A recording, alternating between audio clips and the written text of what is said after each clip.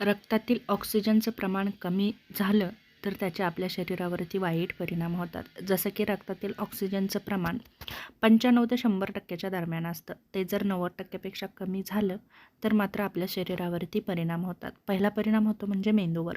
मेंदू हा ऑक्सिजनवर सर्वाधिक अवलंबून असणारा अवयव आहे. याचा परिणाम म्हणजे सतत डोकेदुखी होते, गरगरल्यासारखं वाटतं, चक्कर येते, लक्ष केंद्रित करण्यात अडचणी निर्माण होतात, स्मरणशक्ती कमी होते, गोंधळ निर्माण होतो आणि गंभीर परिस्थितीमध्ये बेशुद्धही पडतो. जर दीर्घकाळ ऑक्सिजन कमी राहिला तर मेंदूतील पेशी नष्ट होऊ शकतात. त्याचप्रमाणे हृदयावरतीही परिणाम होतो. हृदयाला ऑक्सिजन कमी मिळाला तर हृदय जास्त वेगानं काम करू लागतं आणि जर नाही मिळाला तर मग मात्र हृदयाचे ठोके वाढतात, जडपणा जाणवतो, वेदना जाणवतात, रक्तदाब अस्थिर होतो. दीर्घकाळ जर ऑक्सिजन नाही मिळाला तर हार्ट फेल होतं किंवा हार्ट अटॅक येऊ शकतो. त्याचप्रमाणे फुफ्फुसावरतीही वाईट परिणाम होतो. जसं की खोल श्वास घ्यायला त्रास होतो, छातीमध्ये जडपणा जाणवतो, श्वास घेताना आवाज येतो. त्याचप्रमाणे त्वचेवरही बदल दिसतात. जसं की ऑक्सिजन कमी झाला की त्वचेचा रंग बदलतो. पहिलं महत्त्वाचं लक्षण म्हणजे ओठ निळे पडतात. दुसरं म्हणजे नखांचा रंग निळसर होतो, त्वचा फिकट किंवा थंड पडते.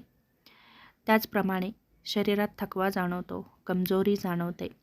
ऑक्सिजन हा पेशींना ऊर्जा देतो, त्यामुळे कमी झाला की शरीर लगेच थकतं आणि त्याचा आपल्या शरीरावरती वाईट परिणाम होतो. जसं की सतत थकवा जाणवतो, थोडं काम केलं तरी दम लागतो, स्नायूंमधील शक्ती कमी होते, चालताना दम लागतो, किडनीवर परिणाम होतो.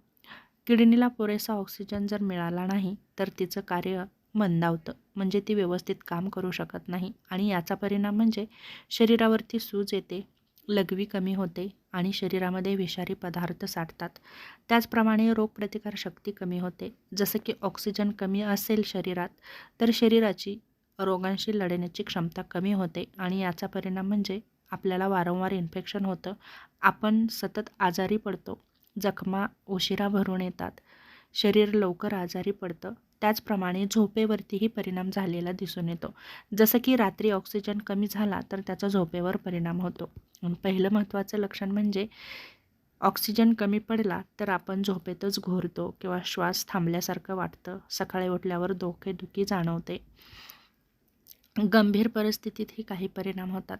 जसं की जर ऑक्सिजन खूपच कमी झाला तर मात्र समस्या निर्माण होऊ शकते. जसं की मेंदूचं कायमचं नुकसान होऊ शकतं, हृदयविकाराचा झटका येऊ शकतो, एखादा अवयव निकामी होऊ शकतो. गंभीर परिस्थितीमध्ये मृत्यूचा धोकाही निर्माण होऊ शकतो. रक्तातील ऑक्सिजन कमी होण्याची सामान्य कारणं म्हणजे फुफ्फुसाचे आजार, जसं की दमा, हृदयाचे आजार, जास्त धूम्रपान, रक्ताची कमतरता किंवा जास्त उंच प्रदेशामध्ये राहणं, यामुळेही आपल्या शरीराला ऑक्सिजनचा पुरवठा कमी होतो. जर यासारखी लक्षणं दिसत असतील तर तुम्ही नक्कीच डॉक्टरांचा सल्ला घ्या. जसं की सतत श्वास घ्यायला त्रास होणं, ओठ निळे पडणं, छातीत वेदना होणं, बेशुद्ध पडणं, श्वास घ्यायला त्रास होणं, झोपेमध्ये जास्त घोरणं, चक्कर येणं, गरगरल्यासारखं वाटणं, यासारख्या समस्या जर तुम्हाला जाणवत असतील तर नक्कीच तुम्ही डॉक्टरांचा सल्ला घेऊन योग्य तो उपचार करू शकता.